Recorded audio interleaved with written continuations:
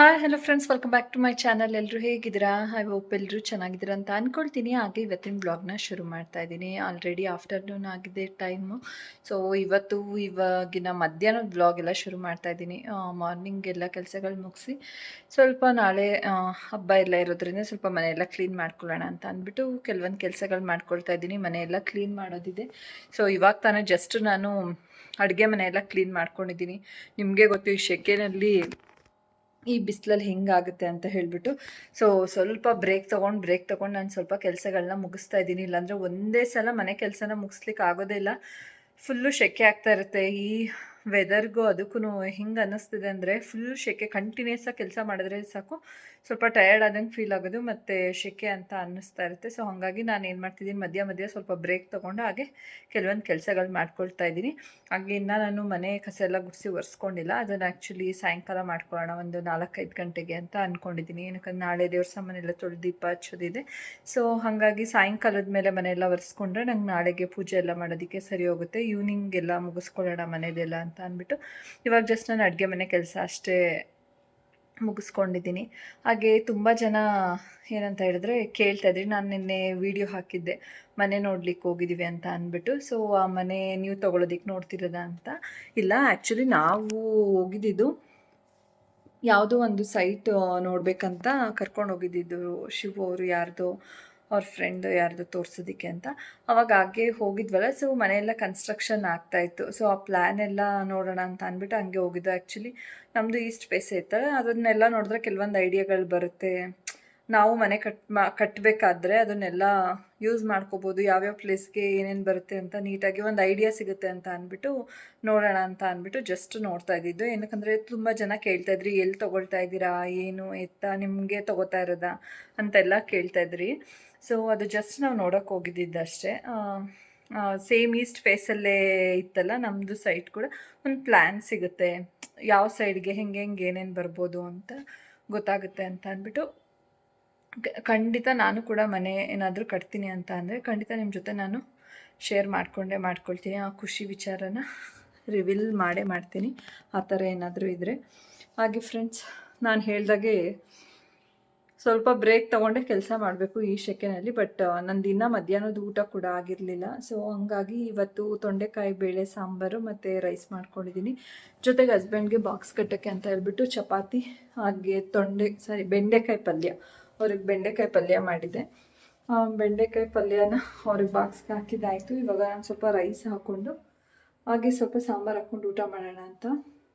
ಹಾಗೆ friends, ಅಗ್ಯಾರೋ electric egg ಬಾಯ್ಲರ್ನ use ಮಾಡಿಕೊಂಡು ಇವತ್ತು ಮೊಟ್ಟೆನ ಬೇಯಿಸ್ತಾ ಇದ್ದೀನಿ. ಸೊ ಇದು ಬಂದು ತುಂಬಾ ಸಿಂಪಲ್ಲಾಗಿ ನಾವು ಈ ಒಂದು ಪ್ರಾಡಕ್ಟ್ನ ಬಳಸ್ಬೋದು. ಹಾಗೆ ಎಗ್ನ ಬಾಯ್ಲ್ ಮಾಡ್ಕೊಳ್ಳೋದಕ್ಕೆ ಇದೊಂದು ಈಸಿಯಾದ ವೇ ಅಂತಲೇ ಹೇಳ್ಬೋದು. ಸೊ ಹಾಗಾಗಿ ನಾನು ಈ ಒಂದು ಅಗ್ಯಾರೋ ಎಲೆಕ್ಟ್ರಿಕ್ ಎಗ್ ಬಾಯ್ಲರ್ನ ಯೂಸ್ ಮಾಡಿಕೊಂಡು ಇವತ್ತು ನಾನು ಇದರಲ್ಲಿ ಮೊಟ್ಟೆನ ಬೇಯಿಸ್ಕೊಳ್ತಾ ಇದ್ದೀನಿ. ಹಾಗೆ ಫ್ರೆಂಡ್ಸ್, ಈ ಒಂದು ಪ್ರಾಡಕ್ಟ್ನ ನೀವು ಕೂಡ ಬೈ ಮಾಡಬೇಕು ಅಂತ ಹೇಳಿದರೆ ನಾನು ಅಗ್ಯಾರೋ ಎಲೆಕ್ಟ್ರಿಕ್ ಎಗ್ ಬಾಯ್ಲರ್ದು ಲಿಂಕ್ನ ನನ್ನ ಡಿಸ್ಕ್ರಿಪ್ಷನಲ್ಲಿ ಹಾಕಿರ್ತೀನಿ. ನೀವು ಕೂಡ ವಿಸಿಟ್ ಮಾಡಿ ಈ ಒಂದು ಪ್ರಾಡಕ್ಟ್ನ ಬೈ ಮಾಡ್ಬೋದು. ಹಾಗೆ ಫ್ರೆಂಡ್ಸ್, ಸ್ವಲ್ಪ ಬೀರನ್ನೆಲ್ಲ ಕ್ಲೀನ್ ಮಾಡೋಣ ಅಂತ ಮಾಡಿಕೊಂಡೆ. ಹಾಗೆ ಒಂದು ನಾಡಿದ್ದು ಪೂಜೆ ಇದೆ. ಸೊ ಹಾಗಾಗಿ ಸ್ಯಾರಿ ವೇರ್ ಮಾಡೋಣ ಅಂತ ಅಂದ್ಕೊಳ್ತಾ ಇದ್ದೀನಿ. ಇದು ಪಿಂಕ್ ಕಲರ್ ಬರುತ್ತೆ ಫ್ಲವರು. ಹಾಗೆ ಈ ಸ್ಯಾರಿ ಹಾಕ್ಕೊಳ್ಳೋಣ ಅಂತ ಅಂದ್ಕೊಳ್ತಾ ಇದ್ದೀನಿ. ಹೇಗಿದೆ, ಹಾಗೆ ಇದೆರಡೂ ಮ್ಯಾಚ್ ಆಗುತ್ತಾ ಅಂತ ಅಂದ್ಬಿಟ್ಟು ಕಮೆಂಟ್ ಮಾಡಿ ಹೇಗೆ ಕಾಣಿಸ್ತಾ ಇದೆ ಅಂತ ಹೇಳಿ. ಕ್ಯಾಮ್ರಾ ಸ್ವಲ್ಪ ಡಲ್ಲ ಕಾಣಿಸ್ತಾ ಇದೆ. ಈ ಥರ ಬರುತ್ತೆ ಬ್ಲೌಸು. ಅದಕ್ಕೆ ಶಿಫಾನ್ ಸ್ಯಾರಿ ವೇರ್ ಮಾಡೋಣ ಅಂತ ಅಂದ್ಕೊಂಡಿದ್ದೀನಿ. ಮಿಸ್ ಮ್ಯಾಚ್ ಮಾಡಿ ಚೆನ್ನಾಗಿದೆ ಸ್ಯಾರಿ ಕೂಡ. ಕಲರ್ ಈ ಥರ ಇದೆ. ಅದಕ್ಕೆ ಈ ಬ್ಲೌಸ್ ಮ್ಯಾಚ್ ಮಾಡಿ ವೇರ್ ಮಾಡೋಣ ಅಂತ ಅಂದ್ಕೊಳ್ತಾ ಇದ್ದೀನಿ. ಎಲ್ಲ ಕ್ಲೀನ್ ಮಾಡ್ತಾ ಯಾವ ಸ್ಯಾರಿ ಹಾಕ್ಕೊಳ್ಳೋದು ಪೂಜೆಗೆ ನಾಳೆ ಅಂತ ಅಂದ್ಕೊಳ್ತಾ ಇದ್ದೆ. ಸೊ ಇದನ್ನು ಹಂಗೆ ಕ್ಲೀನ್ ಮಾಡ್ತಾ ಇವಾಗ ಇದನ್ನು ತೆಗೆದೆ ಇದನ್ನೇ ಹಾಕ್ಕೊಳ್ಳೋಣ ಅಂತ ಅಂದ್ಬಿಟ್ಟು ಎತ್ತಿಡ್ತಾ ಇದ್ದೀನಿ ಇವಾಗ. ಅದಷ್ಟೇ ಅಲ್ಲದೆ ಇವಾಗ ನಾನು ಬೀರು ಏನೋ ಕ್ಲೀನ್ ಮಾಡಿದ್ದಾಯಿತು. ಜೊತೆಗೆ ಸ್ವಲ್ಪ ಇವಾಗ ಶೋಕೇಶ್ ಕ್ಲೀನ್ ಮಾಡ್ಕೋಬೇಕು. ಫುಲ್ಲು ಇವಾಗ ಬೇಸಿಗೆ ಆಗಿರೋದ್ರಿಂದ ಬೇಗನೆ ಧೂಳಾಗ್ಬಿಡುತ್ತೆ. ಎಷ್ಟು ಬೇಗ ಧೂಳಾಗುತ್ತೆ ಅಂತಲೇ ಹೇಳೋದಕ್ಕಾಗಲ್ಲ. ಅಷ್ಟು ಅವಾಗ ಕ್ಲೀನ್ ಮಾಡ್ತಾ ಇದ್ರೆ ಧೂಳು ಆಗ್ತಾನೆ ಇರುತ್ತೆ. ಹಾಗಾಗಿ ಸ್ವಲ್ಪ ಶೋಕೇಶು ಮತ್ತು ಫ್ರಿಜ್ ಮೇಲೆ ಎಲ್ಲ ಹಾಗೆ ಲೈಟಾಗಿ ಕ್ಲೀನ್ ಮಾಡ್ಕೊಳ್ಳೋಣ ಅಂತ ಮಾಡ್ಕೊಳ್ತಾ ಇದ್ದೀನಿ. ಈವ್ನಿಂಗ್ ಮೇಲೆ ಕಸ ಎಲ್ಲ ಗುಡಿಸ್ಬಿಟ್ಟು ಒರೆಸ್ಕೊಳ್ಳೋಣ. ಹಾಗೆ ದೇವ್ರ ಸಾಮಾನು ಎಲ್ಲ ತೊಳ್ಕೊಂಡು ನಂಗೆ ನಾಳೆ ಪೂಜೆ ಮಾಡೋದಕ್ಕೆ ಸರಿ ಹೋಗುತ್ತೆ ಅಂತ ಅಂದ್ಬಿಟ್ಟು ಎಷ್ಟಾಗುತ್ತೆ ನನ್ನ ಕೈಯಲ್ಲಿ ಅಷ್ಟು ಆದಷ್ಟು ಕ್ಲೀನ್ ಮಾಡ್ಕೊಳ್ತಾ ಇದ್ದೀನಿ. ಸ್ವಲ್ಪ ಶೋಕೇಶದ ಗ್ಲಾಸ್ ಎಲ್ಲ ಸ್ವಲ್ಪ ಧೂಳು ಆದಂಗೆ ಆಗಿಬಿಟ್ಟಿತ್ತು. ಒಳಗಡೆ ಎಲ್ಲ ಸ್ವಲ್ಪ ಗ್ಲಾಸ್ ಎಲ್ಲ ತೆಗೆದ್ಬಿಟ್ಟು ಒರೆಸಿದ್ದೆ.